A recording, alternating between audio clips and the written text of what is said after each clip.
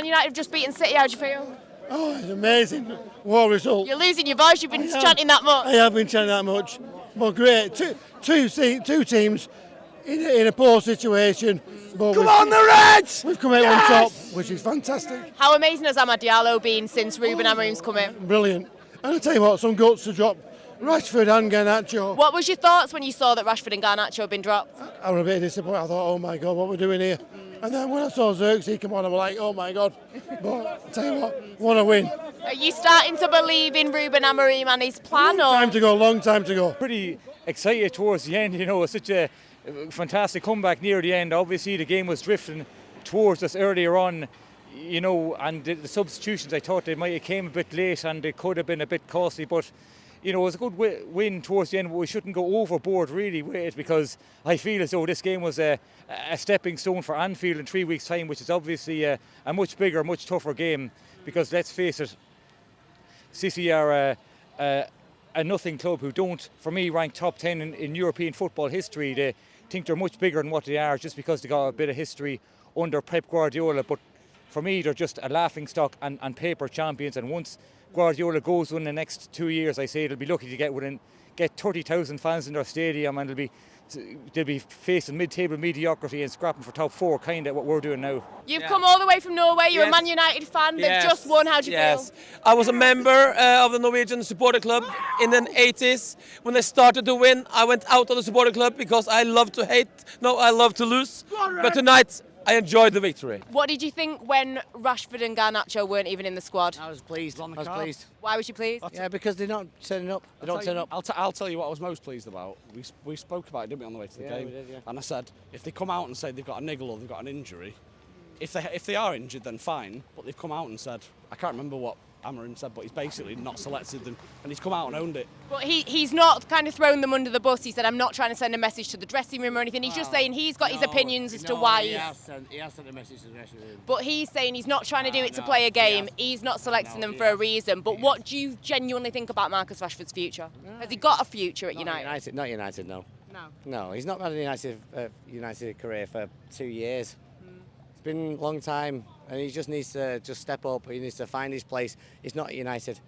It doesn't look like he's at United. So It's a difficult one, though, isn't it? Because it's easy to jump on the bandwagon and hate him, but I think it'd benefit. We're at a point, in my opinion, where it benefit him, benefit the club. You hear rumours from reliable sources that there's got stuff going on in his personal life. I just think he would benefit from a move, but when he's on whatever he's on, 325, 350. Who's going to buy him and who's going to pay it? Who's going to pay that money? Saudi maybe, PSG. With Amorim in general, like you say, you see the people that are dropped, the way that he's rotating the squad. Do you believe in this manager, especially after even though the game wasn't amazing, he got the result in the end? Yeah. And it's not the first time. No, he did it on Wednesday night or Thursday night. And he did it for Sporting against City as well. Do you trust in this process now? Absolutely now, yeah. He's definitely going forward, yeah. He's almost doing, isn't he? Like, he's having to do like a mini pre-season, a third of the way through the season. He's coming in and he can't. He's got to find out. He's got to give them opportunities, which he said, and he's dressed it up as, it's making them feel good. But he's doing it for his own benefit because he has to. He has to give them opportunities and see what's going to work, what's not going to work. And I just touch on what you said a second ago. You said about Rashford and Garnacho getting dropped. I don't know, you phrase it like that, but it's not really getting dropped, is it? They've got a big squad. Not included in the squad. Yeah. You got a different thought, though. No, yeah, I don't believe that. I just think... You think something's gone on? Yeah, I think there's something's going on, and I think there's a bit of trouble behind the scenes, and it just doesn't look like a cohesive club. And now he's starting to drop players. They're starting to look like they want to win again. Well, that's good though, to be ruthless. I mean, you wouldn't have seen Eric Ten Hag do something like that. No, exactly. Yeah. No, he has to be ruthless. This club needs a ruthless approach. He needs to cut through what's going on and find where the basics are, and then start again and build up from that. And finally, I asked you a minute ago, but you swore, Kyle Walker, Manchester City captain, to drop to the floor the way that he did. Does that just sum up City at the minute, completely unravelling? To be truthful, from where we were in the stands, it's dead hard to see. I've watched it, I'm telling you, he dropped to the floor. He's had messages, I've had messages, and it's... even Hoyland, you can see Hoyland's just stood there and he laughing at him. Do you think that sums Manchester City up at the minute, unravelling, having to resort to things like that? Without a doubt, yeah.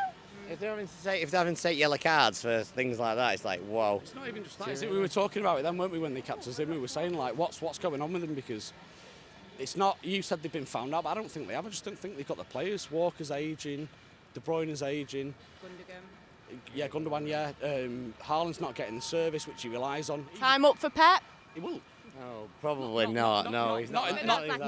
Not in the short term, but they've got a problem because everybody seems. When I say everyone seems to have caught up, I don't mean they've caught up. And the Premier League itself has caught up. Everybody in the Premier League. There's not. Everyone's stepping up. There is not a bad team in the Premier League anymore. His style of football was trailblazing, wasn't it? And now everyone's doing it. And Everton went to Arsenal yesterday. Who thought they'd get a point? They did get a point. You've got Forest playing well, Brighton playing well, Fulham, Villa. Brighton got beat today, didn't they? But the Premier League's mad. It's mental. And finally, a message to any City fans watching this. Enjoy your evening. How did that happen? How are you feeling? Gutted. United were not good, and yet we still managed to lose it. Threw it away.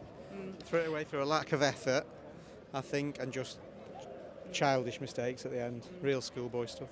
Who stands out to you as, is it a thing that all the players aren't pulling the weight? Is there anyone in particular that you think should be stepping up and isn't? There's one or two, but I'm not going to pick on my players in public. There's one or two definitely didn't step up today and put the effort in that they should have done. Pep Guardiola's spoken about being in crisis. Does it feel like that to be 10, out of 11 games you've not won 10, 5th in the table, etc. Does it feel like a crisis, or do you think there's still a long way to go? It does, because of where we've been the last 4 seasons, but yeah, there's a long way to go. And you just think without those mistakes today, you get 3 points, you're 4th in the table. It's certainly no crisis, so it's such fine margins. A lot of fans around the stadium obviously frustrated, talking about Erling Haaland. What is your opinion on him so far this season? He's having a tough time. He's getting very little service. He gets marked out of games. Yes, there's a lot of them probably you feel could put a little bit more in, but I wouldn't single him out as being part of the problem. I don't really think that's the issue. And finally, Jack Grealish, not scored in a very long time. There's rumours of a transfer. Would you like to see him stay at City and prove himself? Yeah, I'd like him to stay. I'd like him to. He's one of the ones that just put a real effort in. Yeah. I'd love to see him stay, yeah. And can you confirm that the club is not cursed from Pep Guardiola signing a contract extension? City can still bounce back? I'm sure we can bounce back. I'm sure we can still finish top 4. But yeah, we need a few things to start falling our way.